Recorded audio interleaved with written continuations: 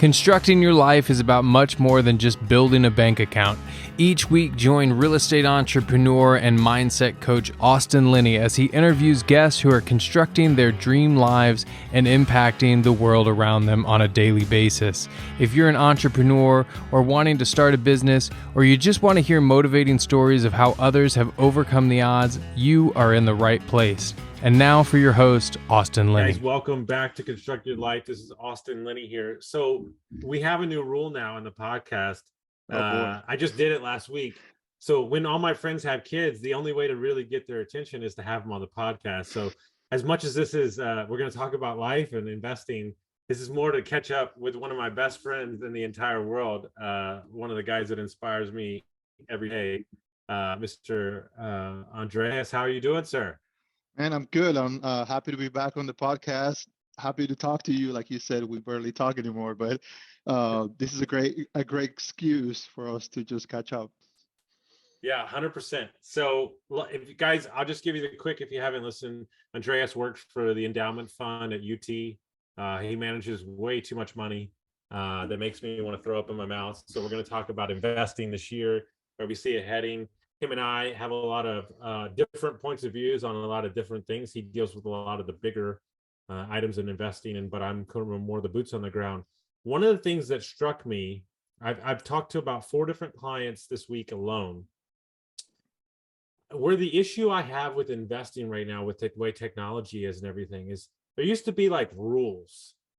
There used to be like, something was going to change. It would change in like 6 months to a year.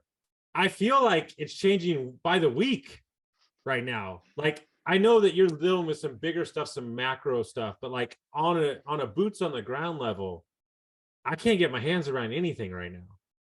Now, the institutions will tell you, look, even the pros, man, are having a tough year.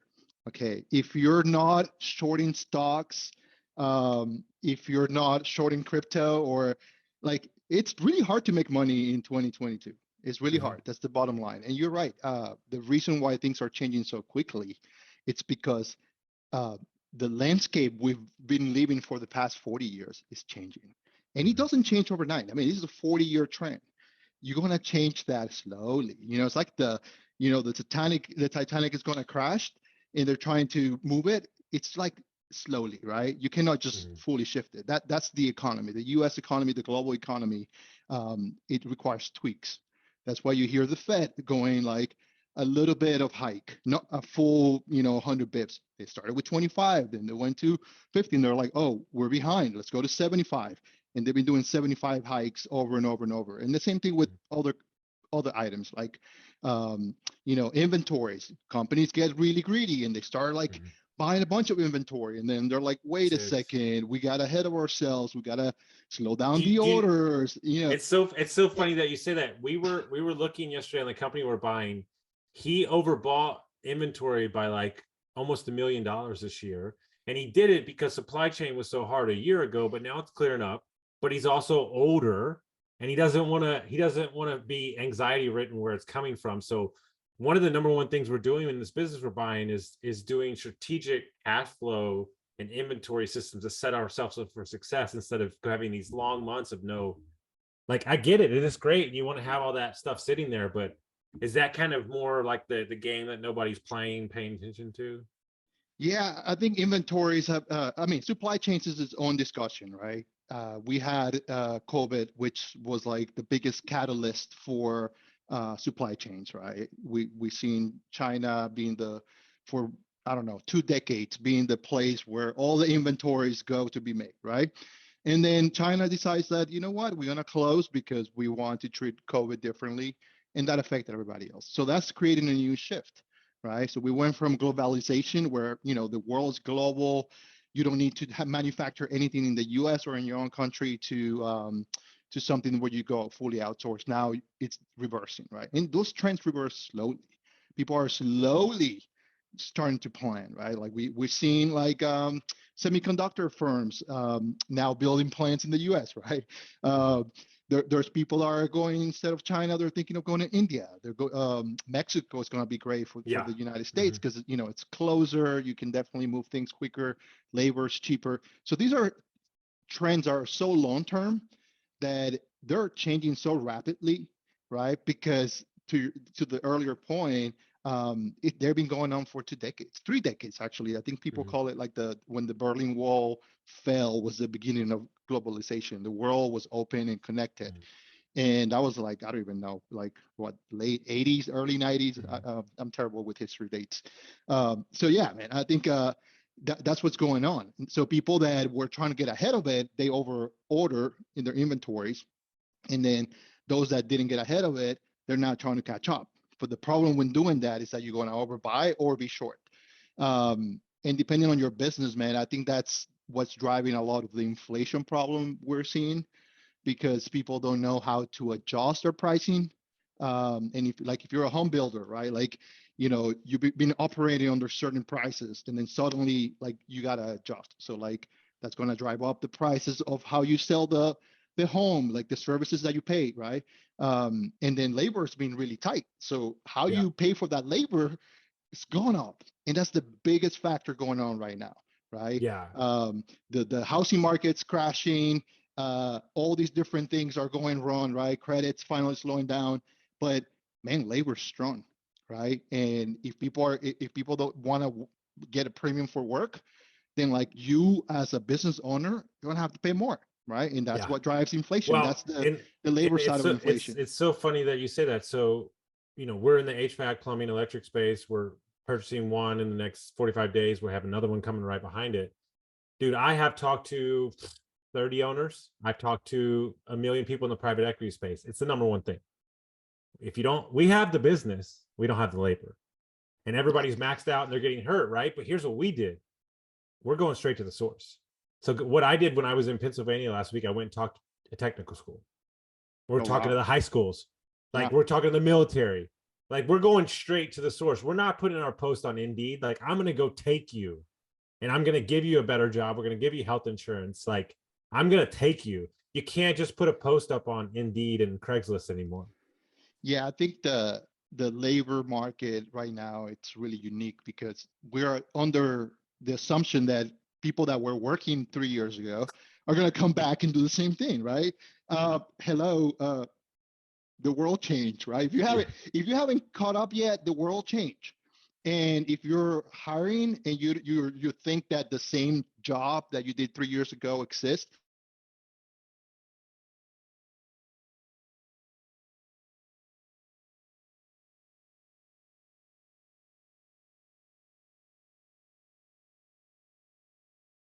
So guys, when he comes back on, his internet went down for a second.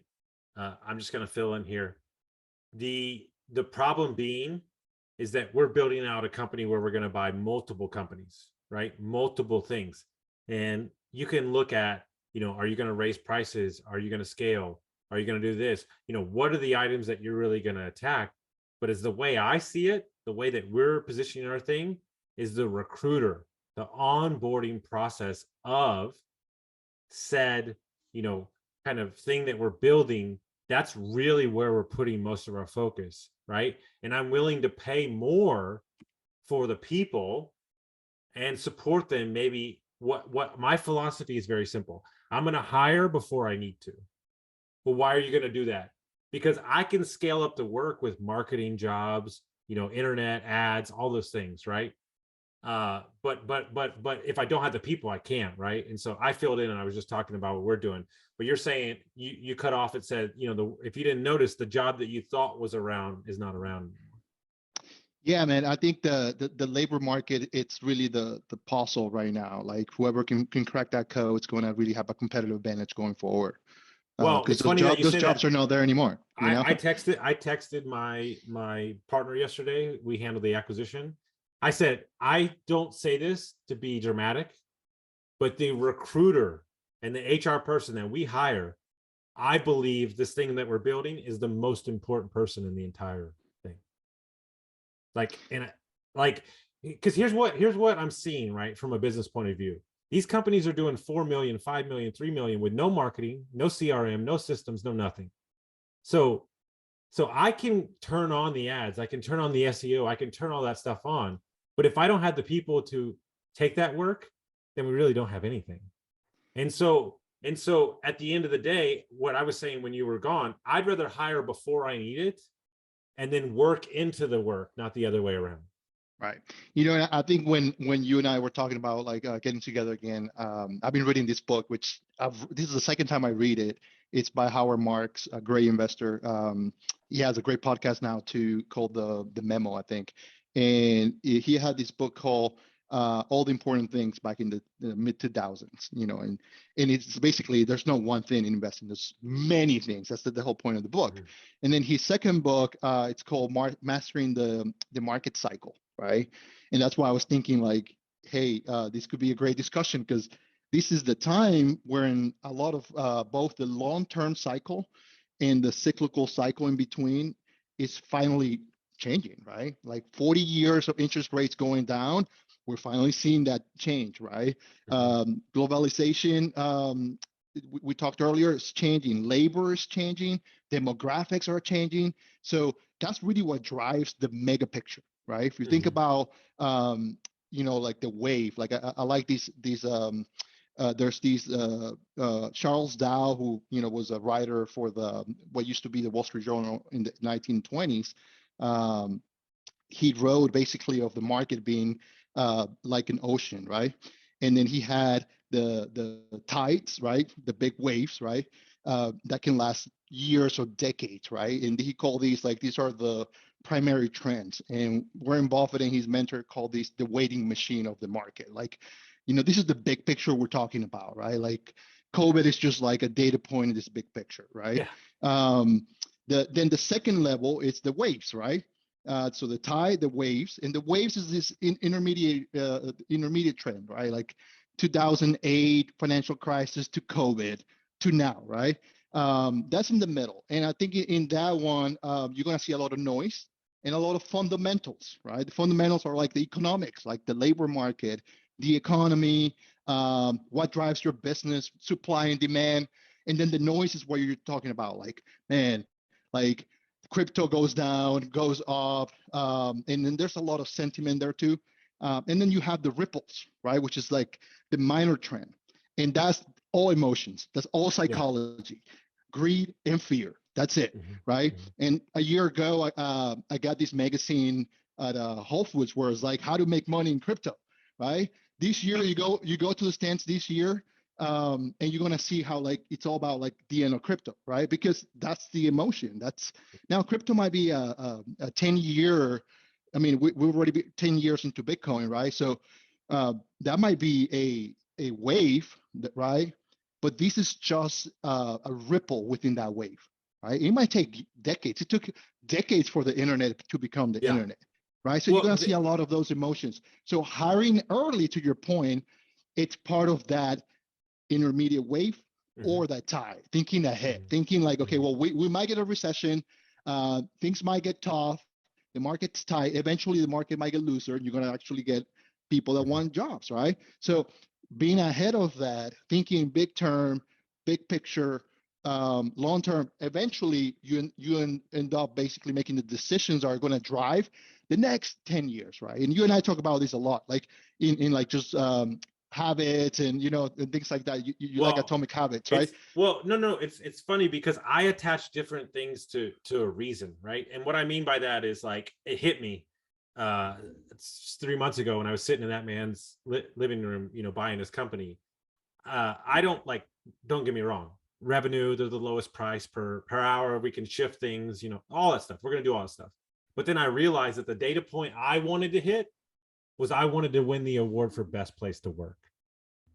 So if that's my why, then my actions are going to move in that direction. If we become that, we become a lightning rod for people to come out for a great place to work.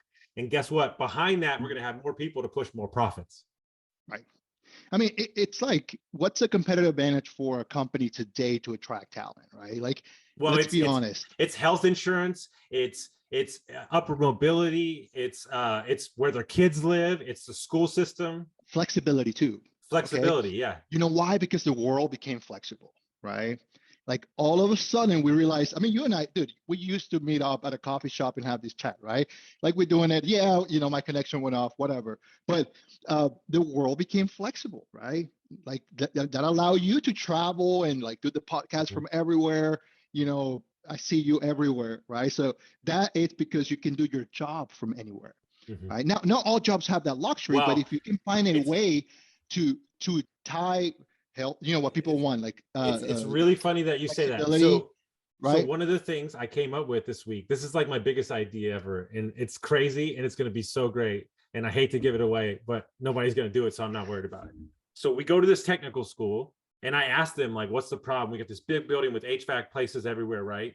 And he said, well, look, some of these kids live in the dorms. They're traveling for 3-4 hours, to be in school for 2 years. So what I'm going to do is I'm going to buy a semi truck, and I'm going to create a training facility inside the semi truck. And so now I can come to you, right? I can come to our locations where we are around the country, and there's branding on the outside. And now we become something that's talked about, but we're also, what are we doing? We're allowing flexibility. Oh, you don't want to come to the training? We're going to bring the training to you. Right. Yeah, I did. I benefited a lot from flexibility. Like there were trainings that usually would happen like in New York. Like that's, when I chose to come back from the Northeast, like it's like, oh, I have to travel to New York for like, whatever training or and like, dude, during the pandemic, they opened up like all these access and it's benefited tremendously in my development and my own growth, right?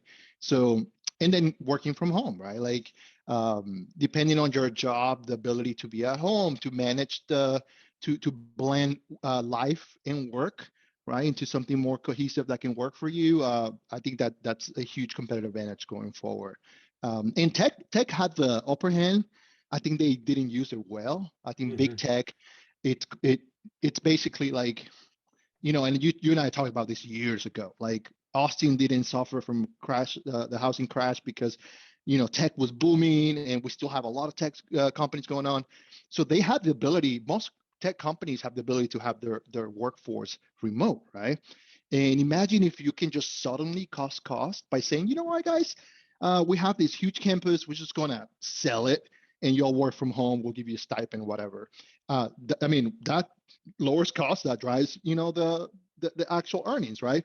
But what they did, their competitive advantage was on like, well, we're gonna give you all these stock compensation, pay you really well. We're gonna give you food, massage chairs, whatever. Like that's not competitive advantage. I'm sorry, right? So when you're attracting these really high quality talent, suddenly this is why you're selling them. And then now you're going through your crisis, and then it's like, well, I have to cut costs because I went from being Facebook to being Meta. My stock went down 75%, so that's worth nothing. Then suddenly I cannot really give you food. I can barely pay you a salary, right? And like, what's your competitive advantage, right? They should have used all these different things, right? Mission, the vision, and the culture of the company to keep people, to drive them strongly. And I'm not hating on Facebook by no means, but I think this happened, they're the poster child, but it happened across all tech. And then they're losing their competitive advantages because it's a competitive space, and they didn't know how to set up the right culture. I think culture is huge when it comes about talent retention, attracting people and developing people. So we'll see what happens, but yeah. I'm reading a book right now that's changing my life. I don't know how I just got it. Good to Great. Oh yeah, Jim I think Collins. it's there. Yeah, dude, yeah, you see it like, right there. Yeah, and and I'll give you the long and short of it. He said, the successful CEOs of the most powerful companies ever, they weren't the flashy ones. They had competition, but they were quiet. They were stoic. I think what was happened with technology, there's this guy I study. His name is Andrew Wilkinson. He's a billionaire. He's 30. He owns 40 companies. He's invested in 80. He's really interesting cat. They call him the Warren Buffett of the internet. And he lives in Vancouver. And he said, look, I don't want to innovate.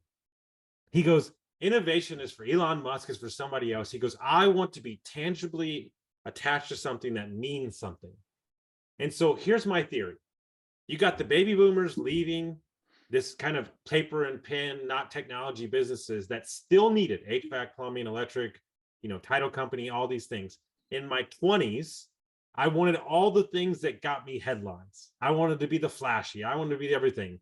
But now I'm building what I consider real legacy, real wealth, and I have to highlight other people to do that.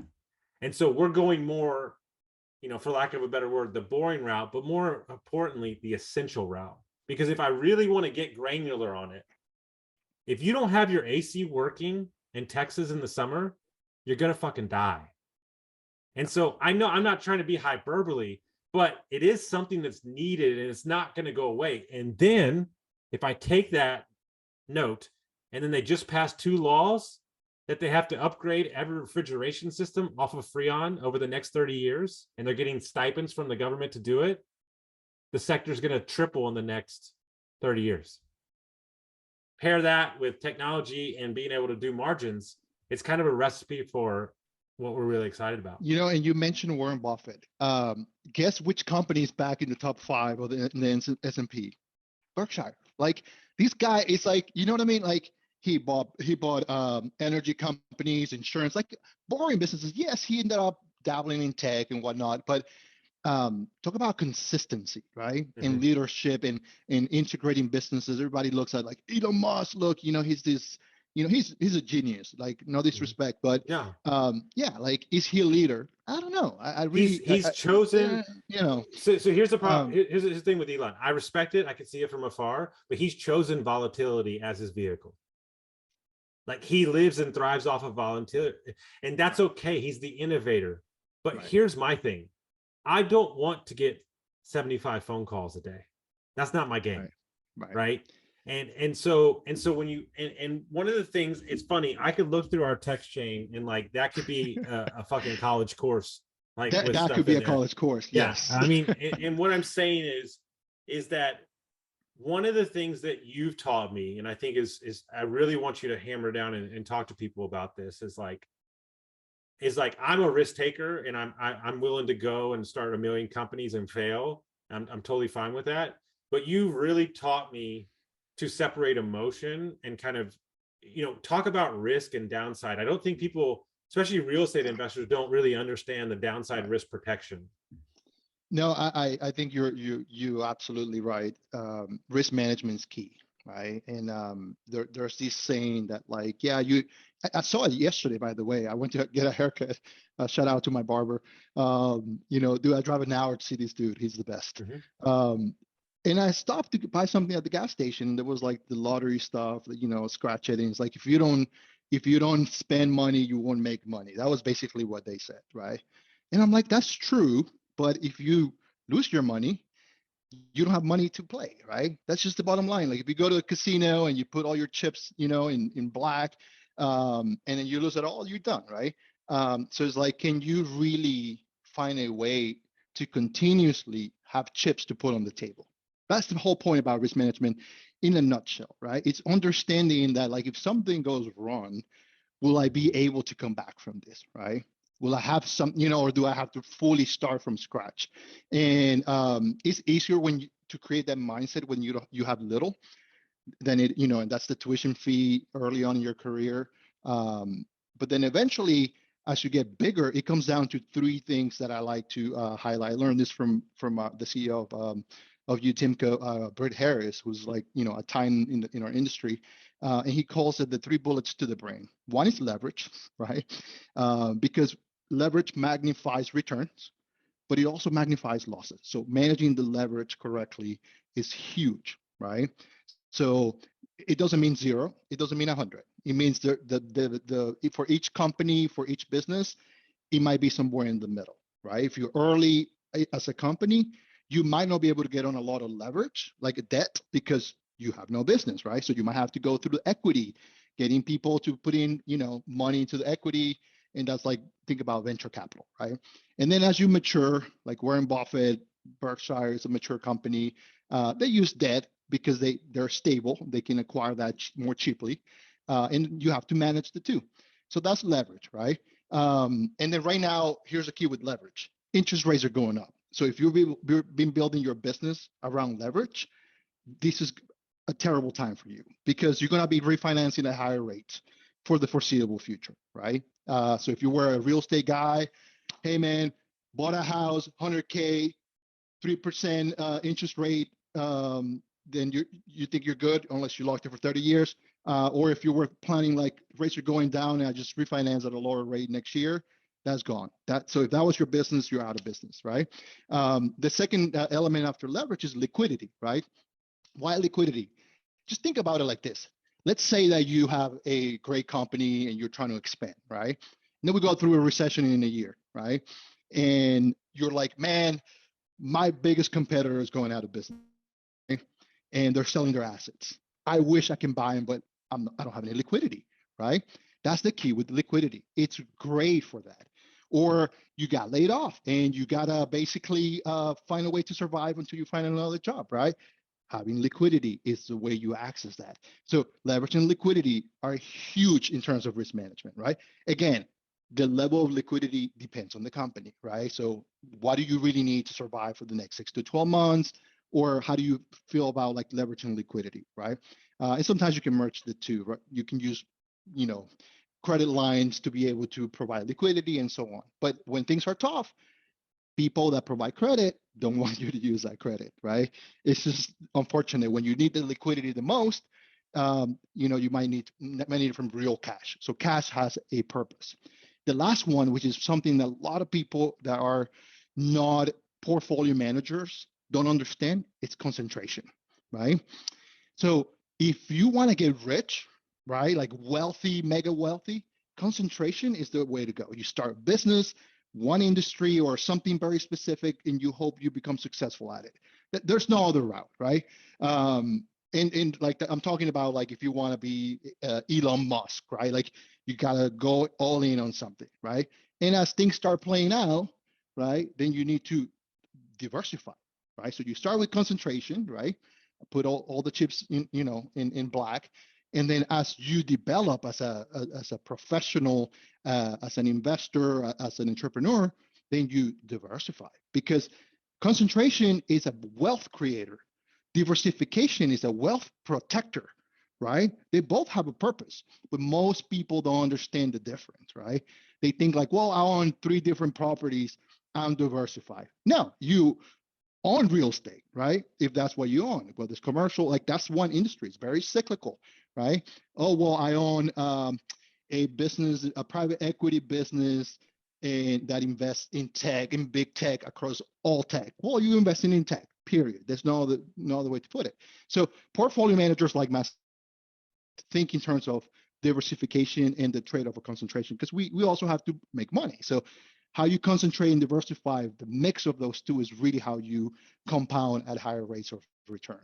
And that's where risk management plays the biggest component, right? In setting up the probabilities in your favor. You're not always going to be right, but more often than not, you want to be right. And I'm going to touch one more, the sources of return. Most people don't know when they're right, they don't know why they're right? So look, I bought a house, I flipped it, and I made money. Okay, was it because the market was hot? Was it because you did something to the house? Like, why did you make money, right?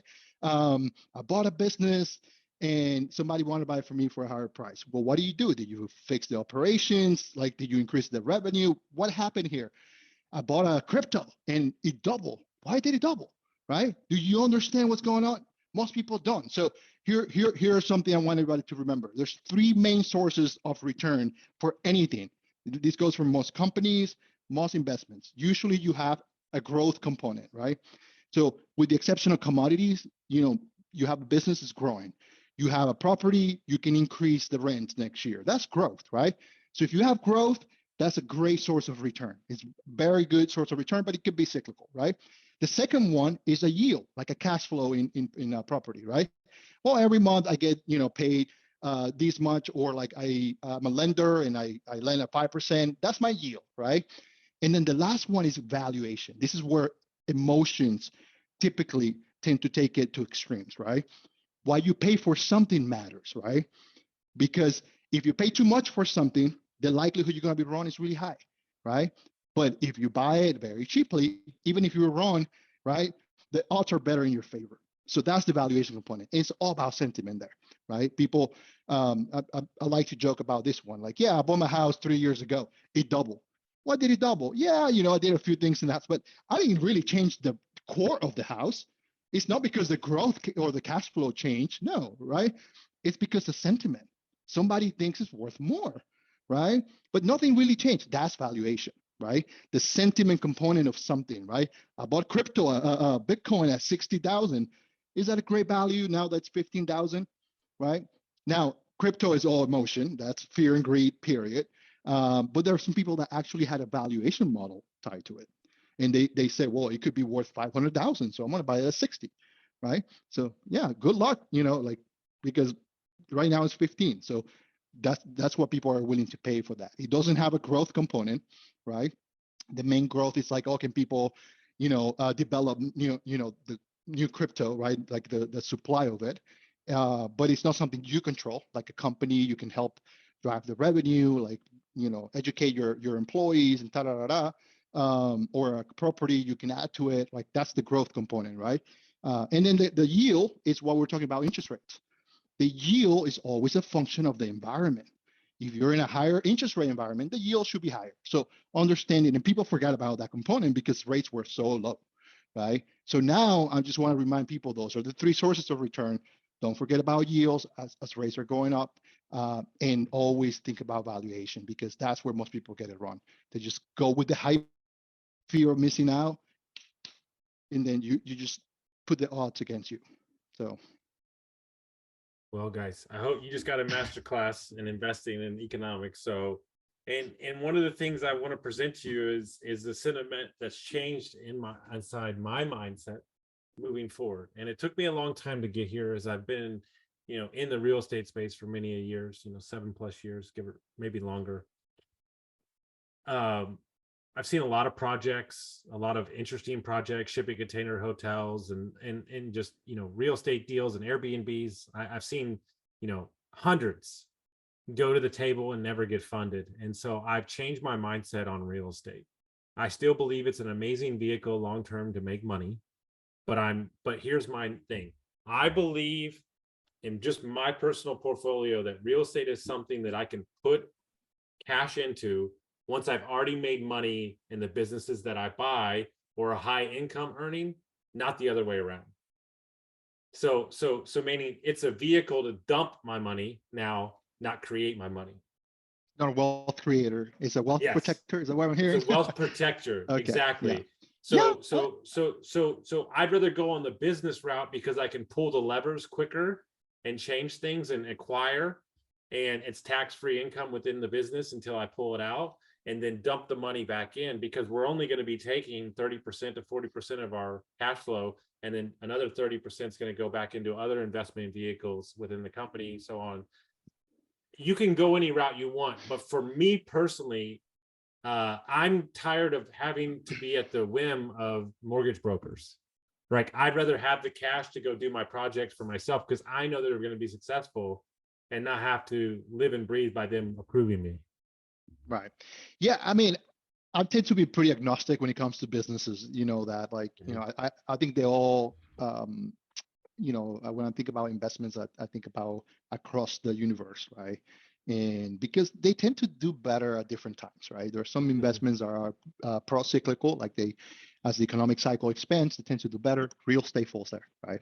And then there's some investment that tends to be more counter-cyclical. So this is like, if I invest in like, I don't know, Walmart, right? Like, or COVID hits, everybody's buying toilet paper, right? So guess what? Like, people are gonna continue to do that stuff, right? So dentists, believe it or not, dentists are a great investment in counter-cyclical times because people, typically tend to go there. Healthcare, equipment, like insurance. Some people tend to continue to maintain certain business lines. So that's the way I see the investment landscape. How you deploy that as an entrepreneur, it really varies on your skill, right? Mm-hmm. So if you do have if you feel like your skill set, it's better outside of real estate, and then the liquidity needs that you need to fund your business are better, then I think that's a great decision, right?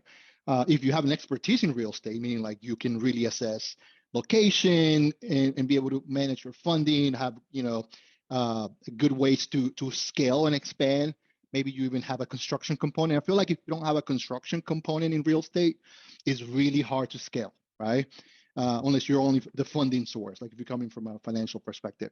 So when it comes to other businesses outside of real estate, call it like an entrepreneur route where you're creating a business with employees and you have a product to sell or something like that. There's this operational leverage factor that which you talked about. Like, how can I continue to grow my revenues without adding new staff, without adding new mortgages, without building another house, right? Like, that's the problem with real estate. To scale, you need land and you need properties, and right. But if you all of a sudden you have a product, I don't know, the next iPhone, and you find a way to produce it within the same facility, like double your output without having to put it, that's operational leverage, right? And I think that's where, companies that have become huge eventually is because they found that, the holy grail, right? And I think Tesla is an example of one that have struggled with that holy grail, how to get the operational leverage. Like, they cannot really fulfill, they have the demand, but they cannot fulfill the orders, or the parts are too expensive. Like, the operational leverage hasn't fully always been there. And it's one of the reasons I think they're revolutionizing the car industry. But imagine if they would have gotten the holy grail, like they will be the number one company in the market, period. Yeah, and I think what's interesting, right, is I could go through my notes and pull it out, but I had an epiphany, and I realized why, early in my career I wasn't challenged. Like, I only want to run races moving forward that I can't win. Like, I think that's why you and I like cycling. I think that's why you and I like that kind of races, is that you can always improve. And for me, the business aspect of it is always, we're taking over a company. There's 170 things we could do, but what are the 5 main things that we need to pull levers on for the first 5 months and then work from there? And that's kind of where my brain goes to this day. I think we need to adopt more of a long-term mindset of like, this is what the business you're going to be in, meaning investing or entrepreneurship for, 50 plus years. It doesn't need to happen in 2 years. Yeah. And you always post about that, and I love it. It's like, we tend to overestimate the short term and underestimate the long term, right? And you're like, 1% better each day, 1% better each day. That stuff's going to add up, right? And 10 years from now, you're going to look back and you're going to be like, wow, like, like you and I talked last time in the podcast, a couple of years, like, man, like the growth in the last couple of years, just professionally for me, has been immense. Because to your point, like, hey, I'm into this industry. This is my profession. This is my craft. I approach it like a craftsman. Right. And I try to like continue to educate myself, to try to learn from experiences. And again, not measuring against Warren Buffett or like, like, can I be better than I was yesterday? Right. And I think that mentality is really what sets a lot of people apart. To your point, I'm not going to beat the record for a marathon. Like, that's like almost 2 hours. Like, you know what I mean? But can I beat my own record? Right. The next time I race. Right? Can I continue to work hard on my own craft so that I can continue to show improvement day after day? And then being disciplined and strict. I think you a great example of discipline in being consistent. This year my motto was consistency, right? Yeah. Next year is discipline. Like, well, it's funny. They sound the same, but they're different. It's funny. I've given myself some grace this year to lean back on some things that in the past I would have beat myself up for. Like, hey, you're not feeling great. You're kind of like, one of the things that's the hardest thing I'm working through right now is that my level of busy would like blow people out of the water. Like, the last couple of months I've been busy, but not busy in my terms, right? Like, I don't have as many meetings. And so instead of like beating myself up, by the way, if I wrote it on paper, I'm still doing, 90 million things.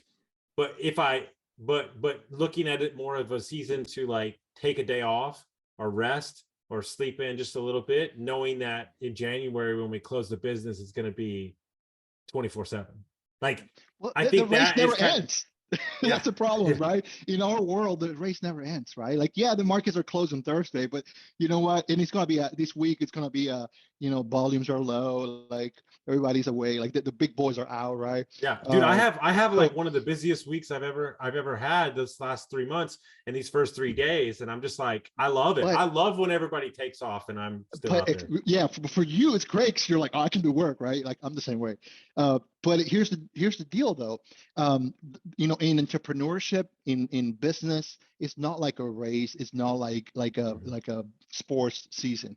You don't get a summer off, or like teaching. Like, yeah, it's 24/7. Mhm. So being able that 1% better, that consistency, that's the key because Well, you gotta learn to be able to maintain mhm. that rhythm, that pace, right? And if there's seasons in your business, utilize those seasons effectively, right? Mhm. Saying like, hey, you know what? Because I believe the importance is to grow. You also need rest, right? Like it's a part of the equation, right? Mhm. So stress plus rest equals growth. That's really the equation. So without rest, you're gonna basically become burned out, and then your effectiveness might come down, and efficiency, and so on. So rest is important, but being thoughtful about how to rest, when to rest. You might only need like, well, if I do 10 meetings a day, maybe I need 8, and that will give me enough rest. That's good for you. It's personal, right? Some people are like, no, I gotta go to the beach for a week and just don't, or maybe social media. I don't want to be in social media for a week because, like, or listen to the news. So finding the right rest to support your lifestyle and be consistent, I think that's key in overall success. Doesn't matter if you're in business or not. I think in life in general, and then being disciplined is huge. I'm reading the Ryan Holiday's new book called "Discipline is Destiny," and I love it. Like, oh my God, he has this quote from Marcus Aurelius is like, patience with others, strict with yourself, right? So like, you know what? Like, not everybody's going to be Austin Linney and have, like a million things going on, right? So you have to like, be patient. Let them be them, Mhm. especially if you're going to be a big a leader in an I'll industry. be honest with you. I Um, think as a leader, I think it's the only thing that truly matters. It's like, I can't tell you how many people I run into that are like, man, well, they're not doing it like as quick. And I'm like, dude, they're just different people. Like, you have to give them the space to kind of grow into their own thing. Yeah, it's hard though. It's hard because if you're competitive and you're driven, you think everybody should be like you, right? I struggle with that sometimes, but I'm like, no, you have to be patient. There's a reason. I mean, I have kids now, and I'm like, you know, like you got to be patient with them. They don't know any better. Like they're kids. They're being kids. That's what they're doing, right? So I lose my patience, but they're just being kids, right? And then the other one that he had in this book that it was about what you just spoke about, like, like be grace for yourself, like being graceful, Mhm. like yes, you know what, like I wake up at 5 every day and like I do this. Hey man, like, okay, fine, maybe today wasn't your day for whatever reason, or if you just decided like you really needed a break, you take a break. But then the next day just be like, okay, you know what, I'm gonna come back strong. Like just it's okay, right? Like it's just one day in now. If you continue to fall apart, then that's different. Now you got to be strict with yourself, right? But Mhm. it happens. Life happens. My daughter was in the hospital. We had to reschedule this, and it's like, hey, you know what? Like, work is going to have to be work right now. It's whatever's going on. It's going to have to wait because the most important thing today is my daughter, right? And make sure Yeah. that the family's good and everybody's good. So just prioritizing correctly. What's essential in your life? What's essential in your world? And if you can define those essential items, right, keep the main thing, like And everything else and I becomes think, really well, I think clear. that I think the biggest thing is once you define those things, don't apologize for them. Oh, of course. No, absolutely. Well, that's the whole point. Once you find those things, there's no apology, right? Like, but because that means that And everything else is and if your unessential. friends or your family can't understand the boundaries that you set, then they don't need to be Well, you around. shouldn't care. That's the bottom line. Yeah. If you care, you haven't found your essentialism, right? So keep the main thing, right? Like my main thing, I always say it's investing, right? That's my main thing, right? Managing portfolios, understanding the markets dynamics, becoming a very investor. That's it. That's my main thing, right? When you come in my profession, right? Yeah, like I've thought about like, oh, I should do a podcast, should I do a book, should I do a, I'm like, maybe there'll be time for that at some point. But right now, the main thing is for me is this, and I want to maximize that. Why? Because there's other essentials in my life, like my family, right? My health that I want to prioritize. That if I want to do all those other things, then now I have to put those, below. They become unessential, and they are not. They are essential. So that's why you don't apologize, right? Because once you accept what's essential in your life, right, that means that everything else does not matter, right? I mean, And then like that's the only key to success. I'll be as transparent as I can right now, and this is a constant fight within myself. I was an alcoholic for 20 years. I've been sober, it'll be about 4 years in about another month, and I'm not really in the mood to be anybody's friend right now. Like not that I'm not a friend, I'm always available, but like right now for me, it's like I'm creating my legacy. Like I'm building businesses, I'm creating jobs, and like I'm not apologizing for the fact that that's my focus right now. And in order for me, because we want to have kids, and I want to have the freedom to take off Thursday and Friday. And in order to do that, I got to go buy 3 companies over the next 2 years.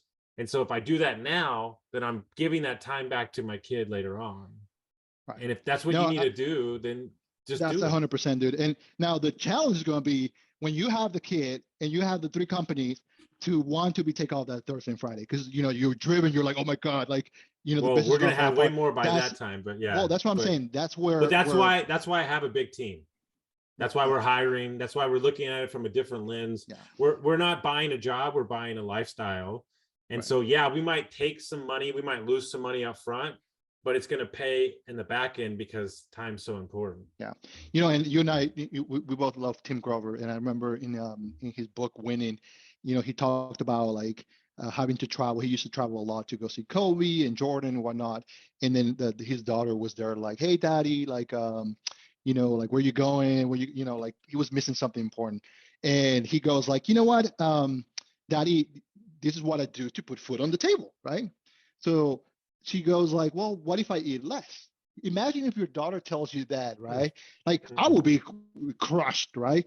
But sometimes it's like, he's like, well, you know what? Like he didn't cry. He just went on because he was setting an example. Sometimes that happens. Look, just last week, last week, my son had his Thanksgiving lunch, and I had to interview someone for a job at work. And so it's to your point about hiring, we've been struggling to find a replacement for someone, and I wanted to be there. It was my only opportunity to meet this person, and I was like, well, I have to be there because I don't want the decision to go, and then I wasn't part of it, right? And I had to make the choice. I was like, hey, and he was mad. Like he was so disappointed. He's at the age where he's disappointed. And I was like, hey, buddy, you know what? I'm going to try to be there every time I can, but there's going to be times I won't be able to be there, right?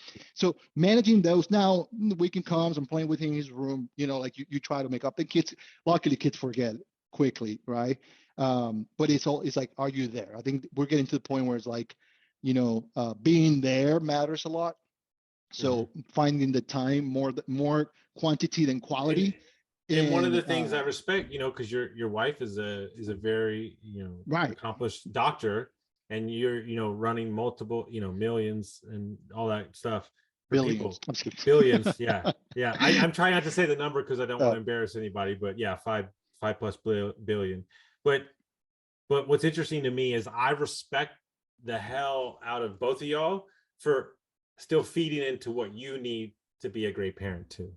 Right. And I think a lot of people lose themselves in their kids, and you're there for them, but you're also doing what you need necessary to make you a good father too. It goes back. If I don't do that, then I'll be a terrible dad, right? I'll be a terrible dad. In fact, the days that I feel like I'm failing as a parent, as a everything, is the days that I'm not being myself. I'm not also fitting in the things that I the essentials, right?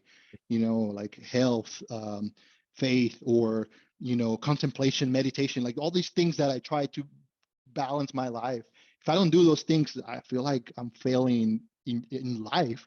If I'm failing in life, then I'm failing them as a parent or as something else, right? As a role model, and then I'm failing at work. So if I'm not doing great in my job, then and it's like a juggling, right? And Yeah. I'm gonna steal this from Brett Harris again. You know, he's a CEO or a company. He's been really influential on me. But he says like life is basically a bunch of juggling balls, right? You have your health, you have your family, you have your friends, you have your faith, and then you have your finances or your work. He's like they all of them are crystal balls except for one. You know, so all of them are crystal balls. You cannot drop them except for one, and the one is really working finance, right? So he's like, that one's a rubber ball, man. You know what I mean? That's what I meant. We're the hospital. That's the rubber ball. Now, I was just catching up on, it's been a really busy year. I was just catching up and I was like, yeah. And then I fell behind again.